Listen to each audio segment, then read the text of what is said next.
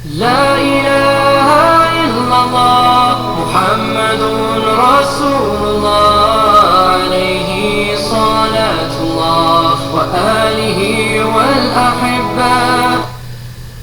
Assalamualaikum warahmatullahi wabarakatuh. Bismillahirrahmanirrahim. Alhamdulillahirabbil alamin. Bapak Ibu guru semua, pada kesempatan kali ini kita masih diberi kesempatan oleh Allah Subhanahu wa taala untuk belajar bersama membahas soal-soal latihan tes P3K. Pada kesempatan kali ini kita akan membahas kompetensi teknis bagian pedagogik 30 soal beserta jawabannya. Bagi Bapak Ibu guru yang baru saja menemukan channel SAI Edukasi, silahkan mengklik tombol subscribe dan sebarluaskan channel ini ke teman-teman Bapak Ibu guru semua. Semoga dengan menyebarkan ilmu pengetahuan, dengan menyebarkan kebaikan, menjadi amal ibadah untuk kita semua dan tercatat menjadi amal jariah untuk kita semua. Amin amin ya robbal alamin. Mari kita awali dengan membaca basmalah. Bismillahirrahmanirrahim. Nomor 1. Seorang guru merancang peralatan isi pembelajaran dengan menggunakan peta konsep sebagai strategi untuk memudahkan belajar siswa. Keputusan guru tersebut menerapkan teori. Jawaban untuk nomor 1 adalah konstruktivisme. Lanjut ke nomor 2. Standar nasional pendidikan yang berkaitan dengan perencanaan, pelaksanaan, dan pengawasan kegiatan pendidikan pada tingkat satuan pendidikan, kabupaten maupun kota, provinsi atau nasional agar tercapai efisiensi dan efektivitas penyelenggara pendidikan disebut dengan standar pengelolaan.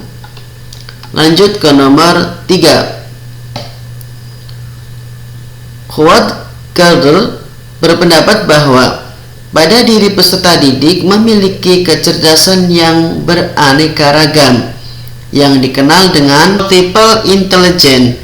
Berikut ini yang tidak termasuk jenis multiple intelligence ialah, silakan dicermati pilihan jawabannya.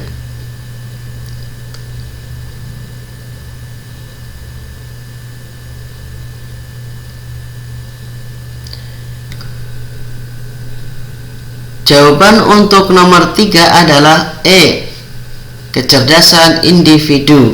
Intelijensi menurut Gardner yaitu kecerdasan linguistik adalah kemampuan untuk menyusun pikiran dengan jelas dan mampu mengungkapkan melalui kata-kata seperti berbicara, membaca, atau menulis. Kecerdasan matematis logis adalah kemampuan untuk menangani bilangan dan perhitungan serta pola pemikiran logis dan ilmiah. Kecerdasan visual adalah kemampuan melihat suatu objek dengan detail. Kecerdasan musikal adalah kemampuan untuk mengembangkan, mengekspresikan musik, irama, nada, dan suara. Kecerdasan kinestetik adalah kemampuan menggabungkan gerak fisik dan pikiran sehingga menghasilkan gerakan yang sempurna. Kecerdasan interpersonal adalah kemampuan untuk mengerti dan memahami orang lain. Kecerdasan intrapersonal adalah kemampuan yang berkaitan dengan pengetahuan akan diri sendiri dan bertanggung jawab atas kehidupannya sendiri. Kecerdasan naturalis adalah kemampuan untuk mengerti alam lingkungan dengan baik, kemampuan untuk memahami dan menikmati alam, dan mengenali berbagai jenis flora, fauna, dan fenomena alam lainnya. Kecerdasan spiritual adalah kemampuan untuk merasakan keberagaman atau macam-macam seseorang. Lanjut ke nomor 4. Penerapan aturan kedisiplinan di sekolah yang berkaitan dengan pemberian reward dan punishment merupakan perwujudan dari teori pendidikan. Ya, reward dan punishment itu sesuai dengan teori behavioristik. Lanjut ke nomor 5. Dalam pembelajaran yang berbasis konstruktivistik, guru lebih banyak berperan sebagai fasilitator, kolaborator, dan inspirator. Lanjut ke nomor 6. Sekolah berkewajiban untuk mengembangkan life skill siswa. Tujuannya adalah agar siswa memiliki keterampilan vokasional. Lanjut ke nomor 7. Guru sebagai pendidik profesional mempunyai tugas utama. Tugas utama guru mendidik, mengajar, membimbing, mengarahkan, melatih, menilai, dan mengevaluasi peserta didik pada pendidikan anak usia dini, jalur pendidikan formal, pendidikan dasar, dan menengah. Lanjut ke nomor 8. Ing ngarsa sung tulodo, ing madya mangengkarsa, tuturi handayani. Ki Hajar Dewantoro. Manakah pernyataan di bawah ini yang mencerminkan bukan sikap guru dalam prinsip kepemimpinan pembelajaran tersebut, yaitu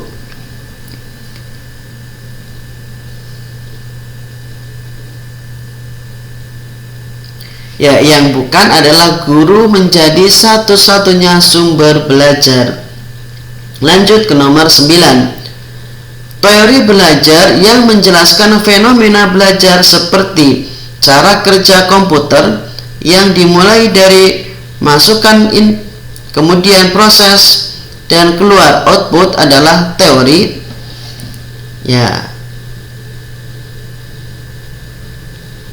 Jawaban untuk nomor 9, teori Brunner.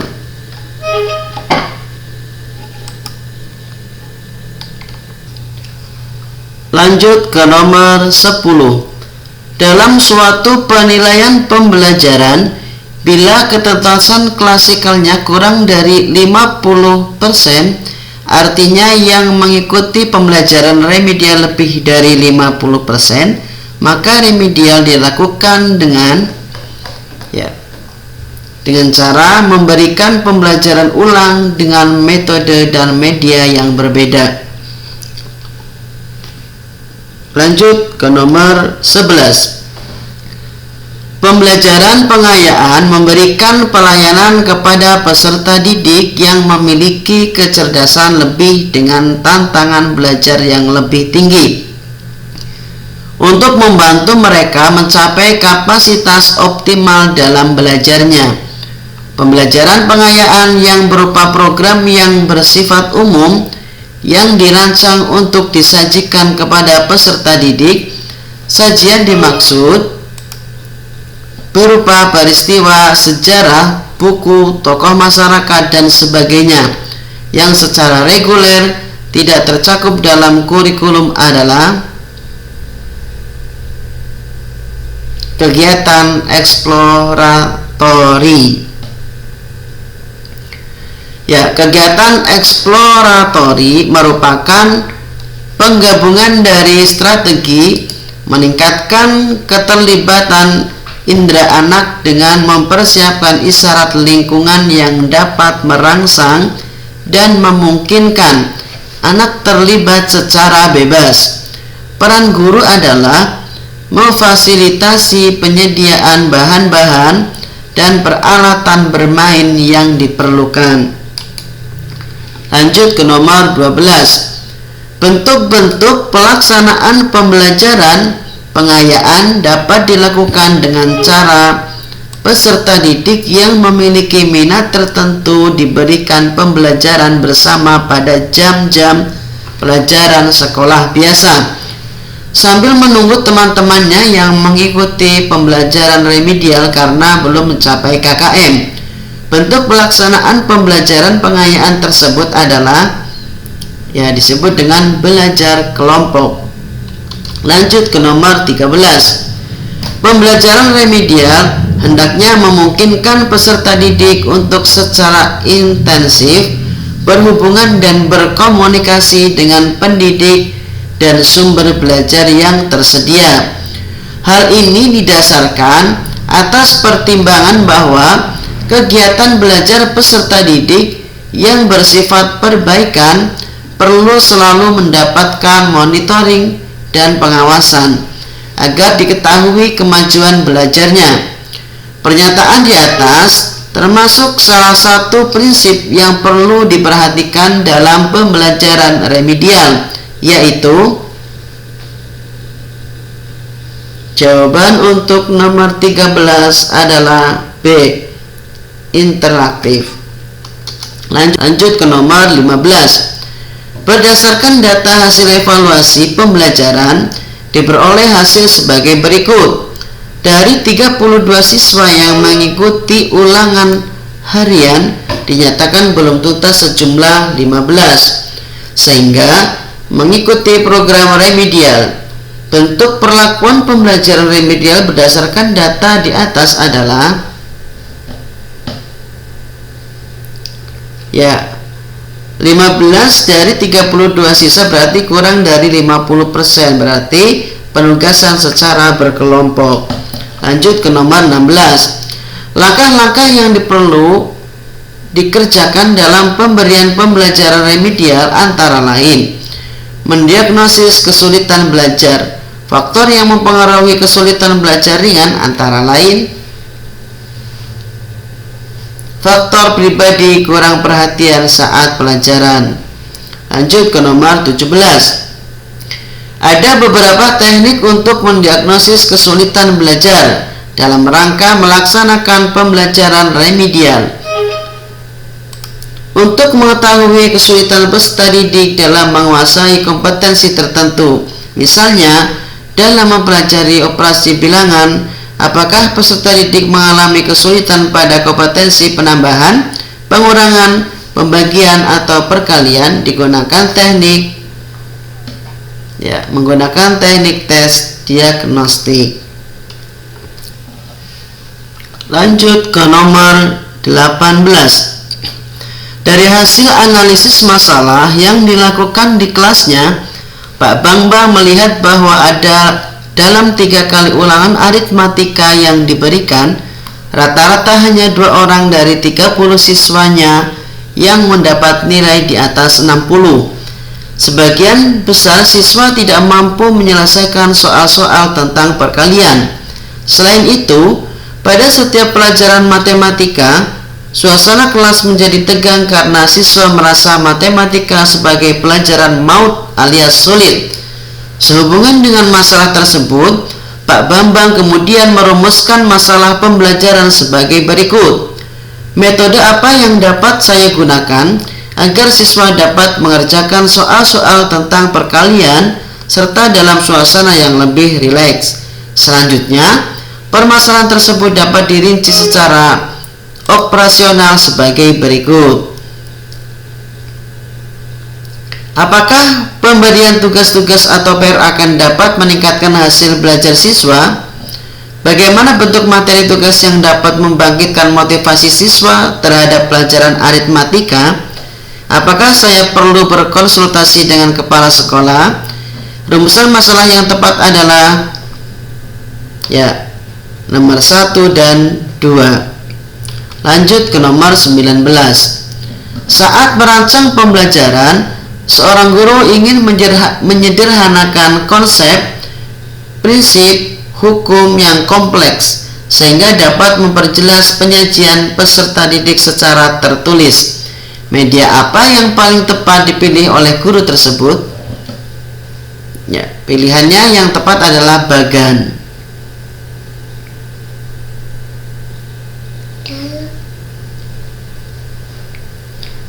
Lanjut ke nomor 20. Seorang guru merancang evaluasi dengan mendasarkan pada indikator dan tujuan pembelajaran yang sudah ditentukan di RPP. Evaluasi tersebut dimaksud untuk menentukan hasil dan kemajuan belajar siswa. Maka jenis evaluasi yang tepat dipilih oleh guru adalah evaluasi formatif. Penilaian sumatif adalah penilaian yang dilakukan pada setiap akhir satu satuan waktu. Tujuan penilaian formatif adalah untuk memperbaiki proses pembelajaran, tidak hanya untuk menentukan tingkat kemampuan peserta didik.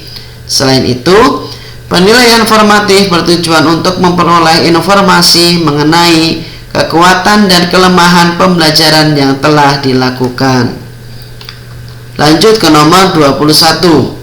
Seorang siswa diminta untuk mengidentifikasi masalah yang mereka hadapi. Lalu masalah itu didiskusikan dalam kelompok untuk mendapatkan solusinya. Ilustrasi ini berkaitan dengan perkembangan kemampuan kognitif.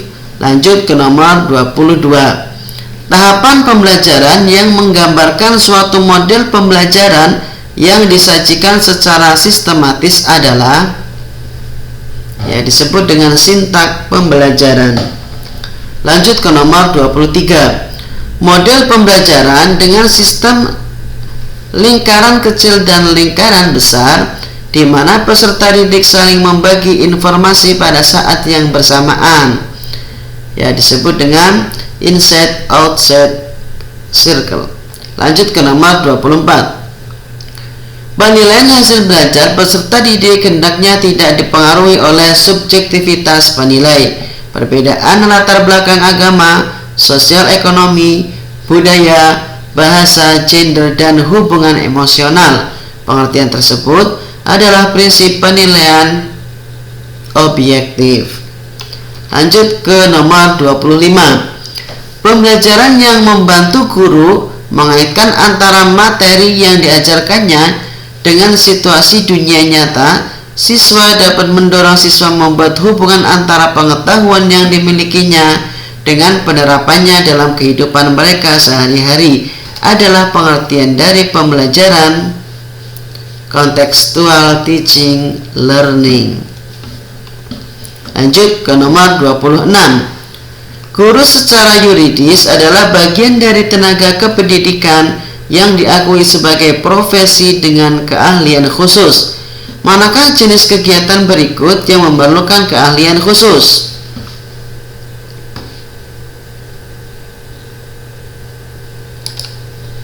Jawaban untuk nomor 26, memilih media, mengelola kelas, mengembangkan strategi pembelajaran. Lanjut ke nomor 27. Seorang anak dengan kemampuan menggunakan kata secara efektif baik lisan maupun tertulis, fonologi atau bunyi bahasa, semantik atau makna bahasa, dimensi pragmatik atau penggunaan praktis bahasa. Menurut Howard, anak tersebut mempunyai kecerdasan bahasa atau linguistik. Lanjut ke nomor 28. Untuk mengetahui kemampuan awal peserta didik, seorang pendidik dapat melakukan tes awal atau pre-tes. Lanjut ke nomor 29.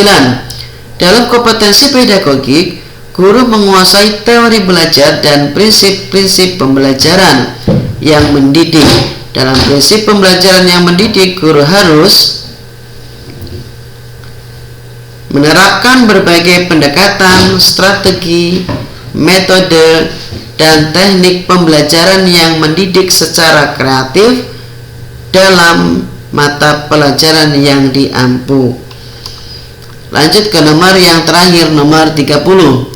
Kegiatan berikut ini adalah beberapa kegiatan yang dapat dilakukan guru dalam memberikan pengayaan kepada siswa, kecuali melakukan pelatihan rutin terhadap materi yang sudah dikuasainya agar tidak lupa.